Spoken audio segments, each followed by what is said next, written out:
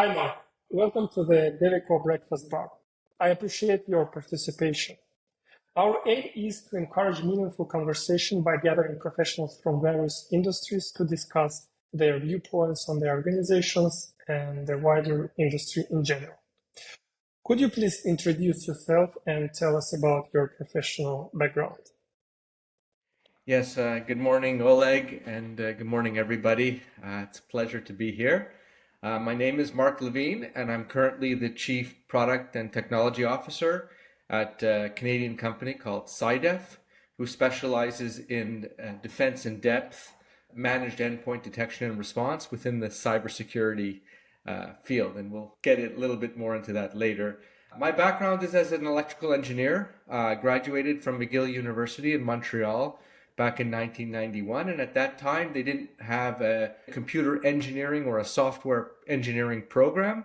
So I did electrical engineering and followed in the footsteps of my father, who was also an electrical engineer. And he had a startup company of his own, an engineering company, and they specialized in making products for professionals, primarily law firms, and that equipment did what we called cost recovery. And it was a combination of hardware and software that would connect to photocopiers and later on fax machines and printers, scanners. And essentially these lawyers charged for their time and for the job, but they also charged for what we call disbursements, expenses related to making photocopies. So these were like mini cash registers for the law firms, where every time they made a copy, they would enter some information about who and why they were making the copy. And then this generated, originally, it was old fashioned with a little printer, and it would just print out a little receipt every time you made your copy, and you would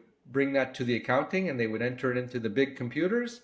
But later on, the system became all digital and networked, and everything was connected. We were dealing with law firms that were billion-dollar organizations with offices around the world. And I really grew up starting in QA and testing, through software development, project management. Ultimately, I bought out my father and his partner, became CEO of the company, and then I sold my company to a large American company called Nuance. And Nuance had several divisions. They had a healthcare division, they had an automotive division, but they also had an imaging division. And that's where our software came into play. And I was involved very much with now a much larger version of my business, expanding into scanning and document flow and using character recognition. So it was very, very interesting career path because I started off very niche, really at the early days of software and individual computers, and I ended up in an AI company doing very large scale projects with global organizations. Okay, that's awesome. Really interesting journey. Thanks for sharing this. Can you please tell us about the project you're currently working on and the problem it solves? Absolutely. So after my stay at Nuance, which was a very good education period for me, learning how big companies work and how they're different from small companies, I was on my own for a little bit, and then I came in contact with a mutual contact who introduced me to CYDEF, which was this startup founded on a principle that really everyone should feel safe to do business online. So as we all know, cybersecurity and safety around computing has been a problem for many, many years. It started off being pretty contained. Your virus would hit your computer, and this was really, really annoying, maybe Mhm. upsetting, but it wasn't what it is today, where a single mistake made by a single employee on any kind of device can literally bring down the largest organizations or governments in the world.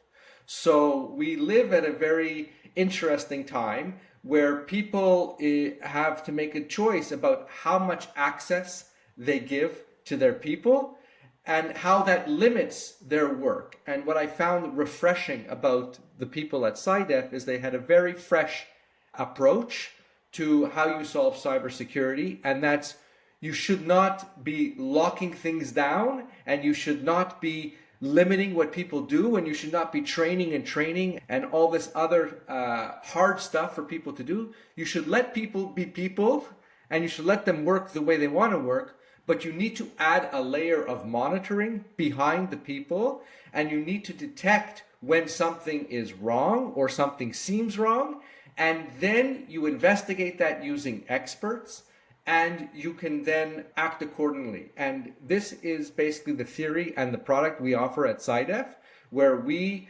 install a monitoring agent. We let you do you, and we learn what normal is from a baseline. And if we see anything that's not normal, we investigate it using our pool of experts. And we have a single platform, nothing for you to learn as the customer. We do all the hard work, and it's a proven model. We've caught early stage ransomware, malware, and stopped it before it was able to take root. Okay, got it. Thanks. But what was your initial spark that raised that interest in cybersecurity industry in general? Why did you decide to go there? I didn't really decide to go into cybersecurity. So as I said, after my stint with Nuance, I was actually interested in fitness and technology related to fitness. And I was actually building my own software to do tracking of workouts and trying to get into that industry. That's really where my heart was at the time. But I got introduced to one of the founders of CYDEF, named Tiago de Jesus, and he's really an expert in cybersecurity, and he's a super passionate person. He was really on this mission to revolutionize cybersecurity and the whole approach of the industry with threat intelligence and trying to stop the bad guys. Everything in cybersecurity is about blocking and stopping and looking for the bad. And he was like, this is just wrong and it's a losing battle. And what you need to do is you need to look for the abnormal. You need to look for what is not usual. And that's where you can find the problems. So it's a much easier problem to say what's normal and what's not normal than to say what are all the possible things that are bad. And this was very, very intriguing, sparked my interest. They had a problem which is very typical in startups, which is they had amazing, amazing technology. They had amazing people working unbelievably hard, but they didn't have a product and a product strategy. And I knew that I could help with this because this was really my sweet spot.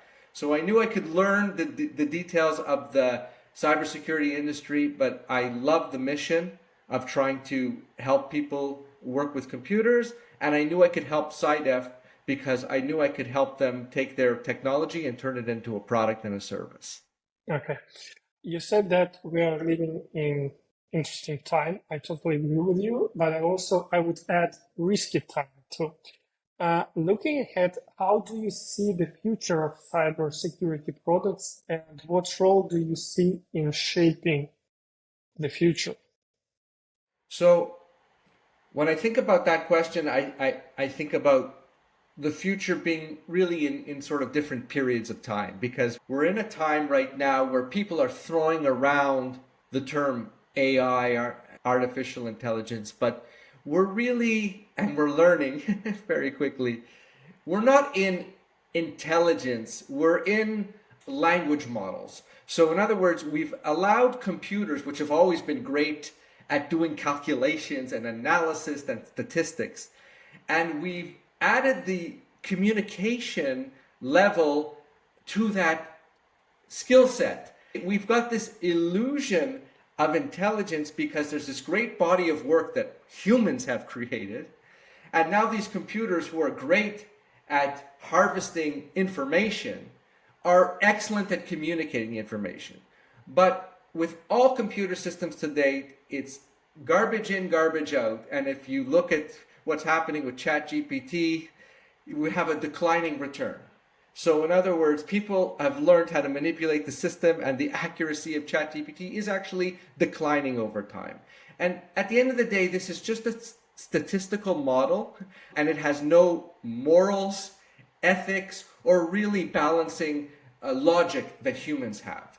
So I don't see AI in the short term as being the be-all and end-all to attacking cyber criminals. These are brilliant people or organizations or countries that know exactly how AI works and know exactly how to manipulate AI and how to beat it.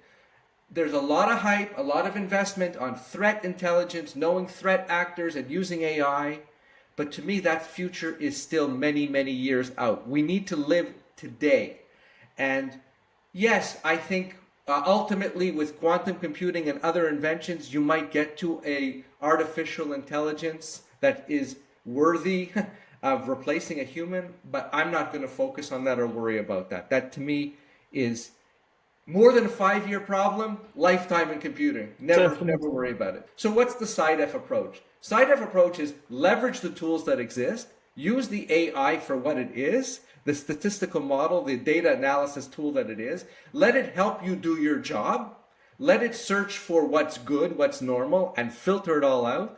And then whatever is unknown, leave that to human beings. So I see it more of the CYDEF approach winning out short term. I see more demand for humans in cybersecurity, and that's really the challenge. So our role at CYDEF is we've simplified the job of being a cybersecurity expert. You don't need to be 20-year veteran of knowing everything to work at CYDEF and be a cybersecurity. We can actually take a pretty baseline software engineering, cybersecurity type of IT person and turn them into a cyber threat hunter who's very effective at catching the types of crimes that are out there today. Cool. How do you keep yourself up to date with the latest technology? So it is actually easier now than ever with, first of all, I have a great team.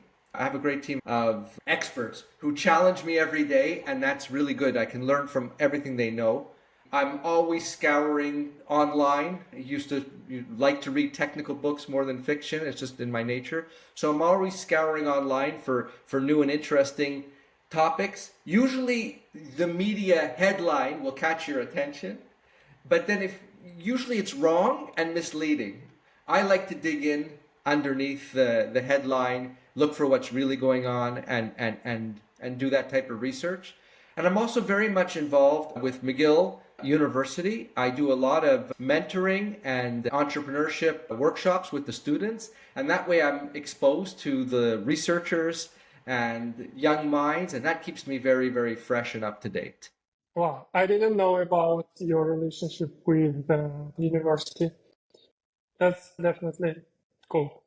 What are some of the biggest challenges you face as CPO in cybersecurity industry, and how do you overcome them?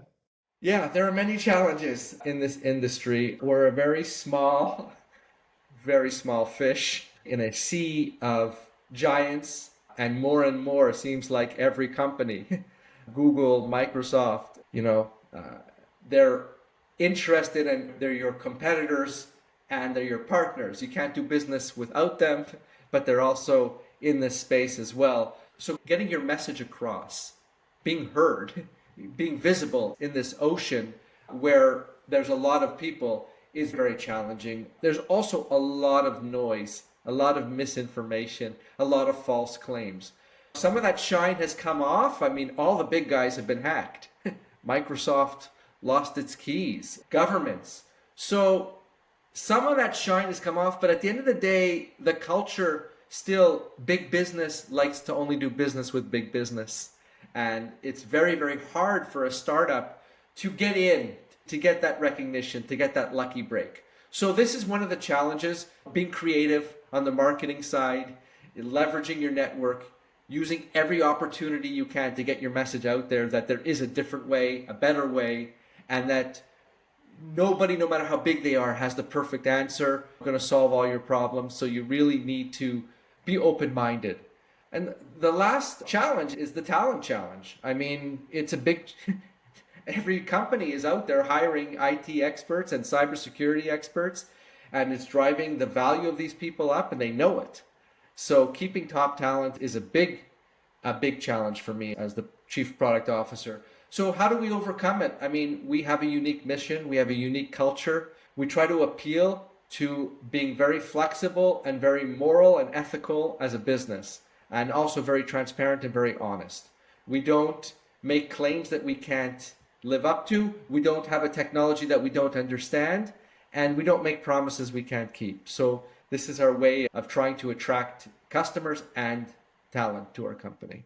Okay, I hope you know why Microsoft doesn't use CYDEF yet. That's their problem. Okay, you already touched this topic. Could you please comment on problems associated with the lack of qualified specialists in the IT sector, mainly in connection with your business inside it? Yeah, so I have to say, I mean, so far we haven't been as dramatically affected as some company, somewhat because we've still managed to remain kind of small and haven't had needs for huge amounts. So maybe this problem will become more exacerbated as we grow bigger and bigger. We've been lucky in that we've been able to retain, for the most part, our talent, but certainly the cost associated and the time associated with finding talent has hit us. And that's really why our partnership with you has been so wonderful, because you helped me with this problem very much. Thanks for that. We will come to this later. What role do you think IT outsourcing play in solving these challenges? So IT outsourcing for sure brings the global community to and makes it available to everybody, especially small companies. It's not possible as a small company to have outreach beyond who you trust, which is who you're connected to. So IT outsourcing, if you trust the outsourcer, then brings another scale of talent. And I have to say, in my experience, when used correctly, that talent's quite sensational and is very powerful. Let's stay a little bit more on outsourcing benefits and drawbacks. What are they? So for sure, the benefits is basically the flexibility to scale up and scale down without having to make a commitment to employees, and in some way the management, the HR part is taken off. It also, in my specific case, brought in expertise that we didn't have. So I wasn't just given another resource to work on a project. I was given an expert who helped shape, in our case, our QA department was created through our partnership. So in this way, outsourcing brought expertise and know-how into our organization. So this has been very, very positive. On the flip side is you don't have the same relationship. You have to work very hard not to have a two-tiered system, to keep the culture together. They're not employees, so they can move on, and then you're starting with somebody else.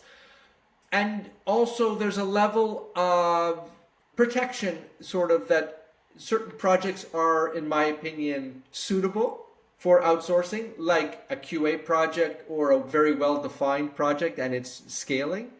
But when it comes to research and development or true core strategic, for me, that doesn't work with outsourcing. That has to be kept internal. So balancing all of this are some of the challenges as well. Okay, got it.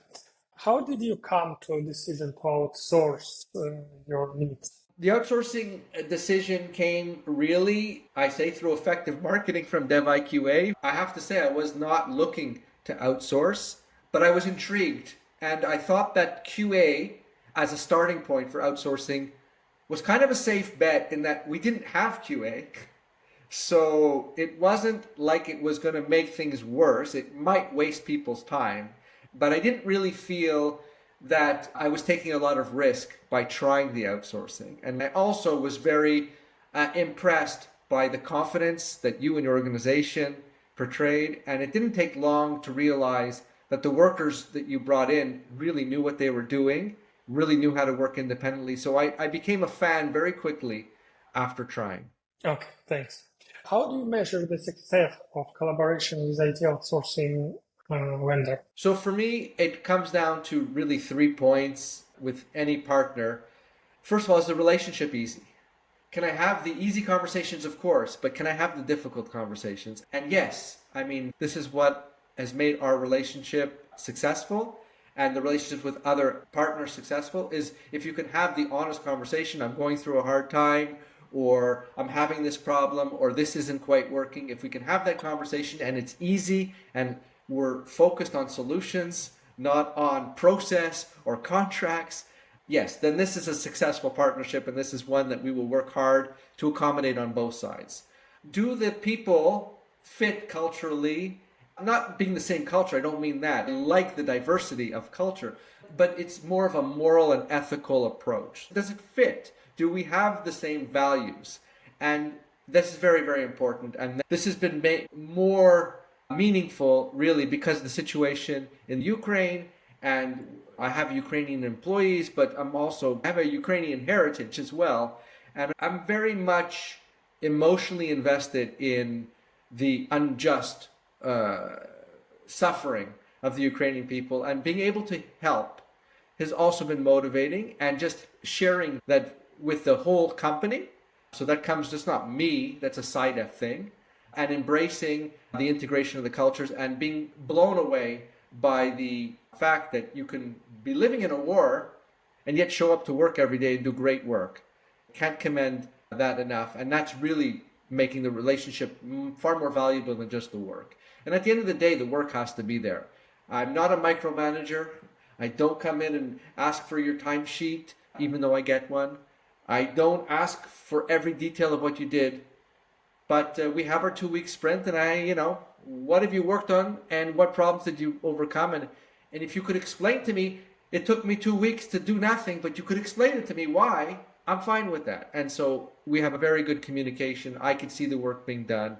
I could see the flexibility, and that's what makes the relationship a success. Thank you. And finally, what advice would you give to other companies considering IT outsourcing? So the advice I would give is just reiterate what I've said before. If you're at the stage of a company where you're strategic, where you're planning, where you're on your vision, on your core R&D, I would say you must keep that very close. And I would not say that that's appropriate for IT. But once you have a product and you're looking to scale your technology, or you're looking for support around your processes that are defined, or even help with defining your processes, but they're processes, then there are amazing experts from all around the world who are available to you. You don't just have to look in your backyard to find the one person who knows the answer. Thank you very much. Thank you, Mark, for participating in our Devico Breakfast Bar. I hope this information will be useful for companies that consider outsourcing. And thanks again. Have a great evening. Not evening. In your case, it's daytime. In my case, it's evening. Thanks again, Mark. Thank you, Oleg. It's my pleasure to be here, tell everybody a little bit about my company, but really to support you, to be an aid for companies out there who are looking to outsource QA or development or IT in general. I can't recommend you enough. So thank you for the opportunity, and have a great evening. Thank you, Mark. Bye-bye. Bye.